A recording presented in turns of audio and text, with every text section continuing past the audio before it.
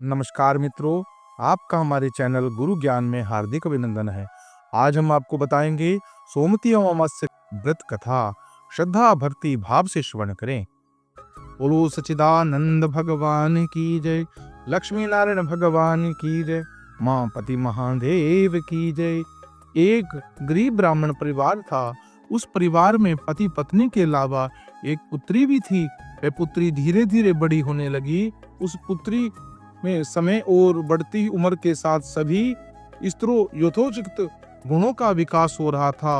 वह लड़की सुंदर, संस्कारवान एवं गुणवान थी, किंतु गरीब होने के कारण उसका विवाह नहीं हो पा रहा था। एक दिन उस ब्राह्मण के घर में एक साधु महाराज पधारे। वो उस कन्या के सेवा भाव से काफी प्रसन्न हुए। कन्या को लंबी आयु का आशीर्वाद देते हुए साधु ने कहा कि इस कन्या की हथेली में विवाह योग रेखा ही नहीं है। तब ब्राह्मण दंपति ने साधु से उपाय पूछा कि कन्या ऐसा क्या करे जिससे उसके हाथ में विवाह योग बन जाए। साधु ने कुछ देर विचार करने के बाद अपनी अंतदृष्टि से ध्यान कर बताया कि कुछ दूरी पर एक गांव में सोना नाम की धोबिन जाति की एक महिला अपने बेटे और बहू के साथ रहती है, जो बहुत ही आचार विचार और संस्कार संपन्न तथा पति परायण है। यदि यह कन्या उसकी सेवा करे तो वह महिला इसकी शादी में अपने मांग का संदूर लगा दे। उसके बाद इस कन्या का विवाह हो जाएगा।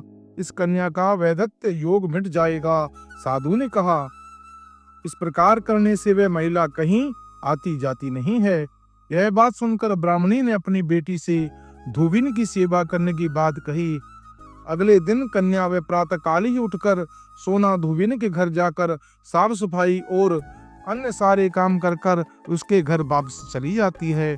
एक दिन सोना धोबिन अपनी बहू से पूछती है कि तुम तो सुबह ही उठकर सारे काम कर लेती हो और पता भी नहीं चलता। बहू ने कहा, माँ जी, मैंने तो सोचा था कि आप ही सुबह उठकर सारे काम खुद ही खत्म कर लेते हो। मैं तो देर से उठती हूँ। इस पर दोनों सास बहू निगरानी करने लगी। कौन है जो सुबह घर का सारा काम कर चली जाती है। कई दिनों से वह धोबिन ने देखा कि एक कन्या मुंह अंधेरे में आती है और सारे काम कर चली जाती है। जब यह जाने लगी तो सोना धोबिन उसके पैरों पर गिर पड़ी और पूछने लगी, आप कौन है? चुप कर मेरे घर का सारा काम करके चली जाती हो। तब कन्या ने साधु द्वारा कही गई सारी बात बताई। सोना धोबिन पति परायण थी, उसमें तेजता वह तैयार हो गई। सोना धोबिन का पति थोड़ा अस्वस्थ था।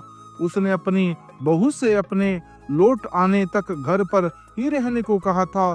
सोना धोबिन ने जैसे ही अपने पति का मांग का सिंदूर उस कन्या की मांग में लगाया, उसका पति मर गया। इससे पर बात का पता चलता है कि वह घर से निराजल ही चली गई थी। यह सोचकर रास्ते में कहीं पीपल का पेड़ मिलेगा तो भोर में देखकर उसकी परिक्रमा करके ही जल ग्रहण करेगी। उस दिन सोमवती अमावस्या थी।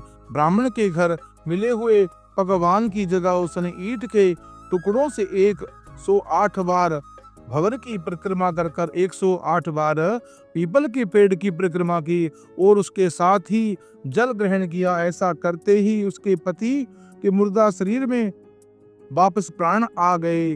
धोबिन का पति वापस जीवित हो गया। इसलिए सोमवती अमावस्या के दिन जो शुरू कर जो व्यक्ति हर अमावस्या के दिन भंवरी देता है, उसके बाद सुख और सौभाग्य में वृद्धि होती है। पीपल के पेड़ में सभी देवता वास करते हैं, अतः जो व्यक्ति हर अमावस्या को न कर सके वह सोमवार को पड़ने वाली अमावस्या के दिन 108 वस्तुओं की भंवरी देकर सोना धोबिन और गौरी गणेश जी का पूजन करता है, उसे अखंड सौभाग्य की प्राप्ति होती है। ऐसे प्रचलित परंपरा से पहली सोमवती अमावस्या के दिन धान, पान, हल्दी, सिंदूर और सुपारी की भंवरी दी जाती है।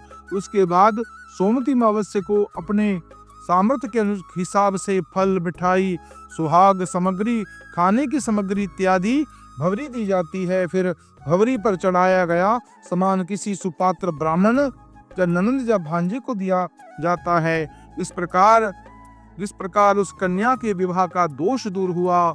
और धोबिन के पति को प्राण दान प्राप्त हुए। मित्रों, इस पवित्र कथा का जो भी श्रवण करता है उनकी मनोकामना पूरी होती है, पितृ प्रसन्न होते हैं, घर में सुख शांति का वास होता है, घर में सुख समृद्धि का वास होता है और पितरों का आशीर्वाद प्राप्त होता है, नारायण की कृपा प्राप्त होती है।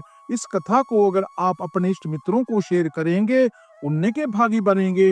हमारे चैनल को सब्सक्राइब करें, लाइक करें और कमेंट बॉक्स में ओम लक्ष्मी नारायण अवश्य लिखें।